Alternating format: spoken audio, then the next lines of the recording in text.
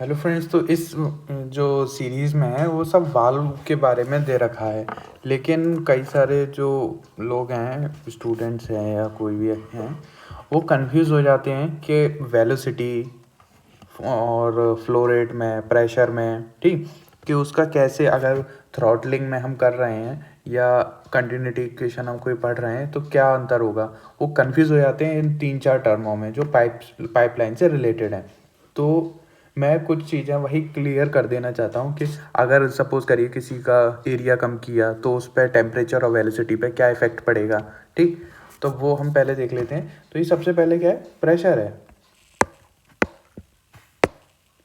Okay, ठीक। Suppose करिए एक लाइन में फ्लूइड आ रहा है जिसमें एक कोई पूरी पाइपलाइन में आ रहा है तो सेम प्रेशर होगा। अगर मैं इसके 3 नोजल लगाता हूँ, 1 2 3, तीनों का जो है डाया अलग है। ये देखिए आप, इसका जो डायमीटर है इसका इसका इन तीनों का अलग है। लेकिन उससे जो फ्लूइड निकलेगा, उससे जो फ्लो निकलेगा, उसमें जो प्रेशर होगा, उस प्रेशर की वजह से जो ये डिस्टेंस है वो बराबर रहेगी, ठीक। वो डिस्टेंस आपकी पूरी सेम रहेगी, चाहे प्रेशर अगर वेरी कर जाता है इन तीनों में तो ये डिस्टेंस वेरी करेगी। अगर प्रेशर सेम है और नोजल का साइज छोटा बड़ा है, उससे कोई फ़र्क नहीं पड़ेगा, वो सेम रहेगा, ठीक। तो एक तो ये हो गया प्रेशर का। अगला है कंटिन्यूटी इक्वेशन। कंटिन्यूटी इक्वेशन जो बोलती है A1V1 इजिकल टू A2V2, जिसमें A है एरिया, V है वेलोसिटी। अगर आपका एरिया बढ़ेगा तो वेलोसिटी कम हो जाएगी, और एरिया अगर कम होगा तो वेलोसिटी बढ़ेगी। A is direct inversely proportional to 1/v, ठीक।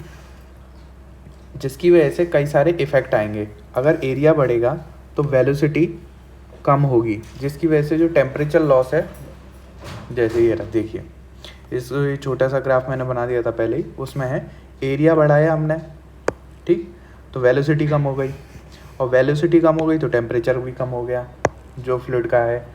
अब इसमें क्या होगा,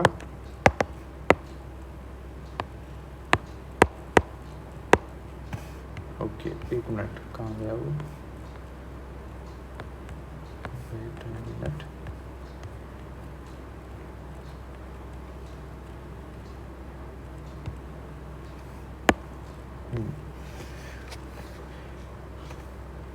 यहाँ पे मटेरियल पे जो फोर्स लगाया हुआ है, इंटरमॉलिक्यूलर फोर्स जो है वो कम है।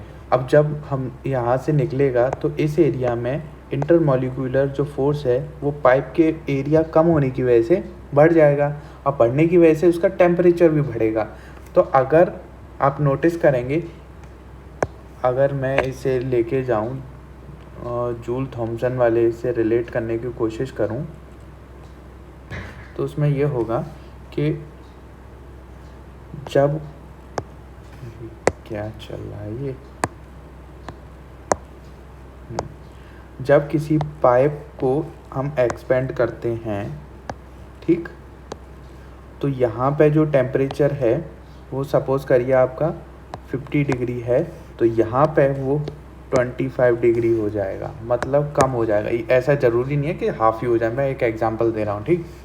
यहाँ पे जो भी टेम्परेचर होगा उस T0 से T' पे पहुँच जाएगा, ठीक। वो होगा इसलिए क्योंकि जब पार्टिकल अपना साइज बढ़ाएंगे तो वो हीट लूज़ करेंगे थोड़ी सी, जो उनमें कंप्रेशन की वजह से हीट आ जाती है वो एक्सपेंड की वजह से लूज़ हो जाएगी, ठीक।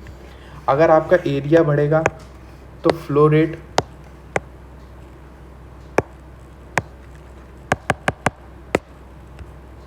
अबे यार ये तुम्हारी,